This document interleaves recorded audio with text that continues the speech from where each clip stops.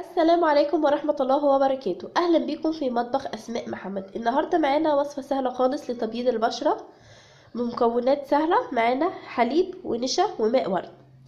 هنضيف الحليب على النشا ومعلقة صغيرة من ماء الورد ونقلبهم جيدا.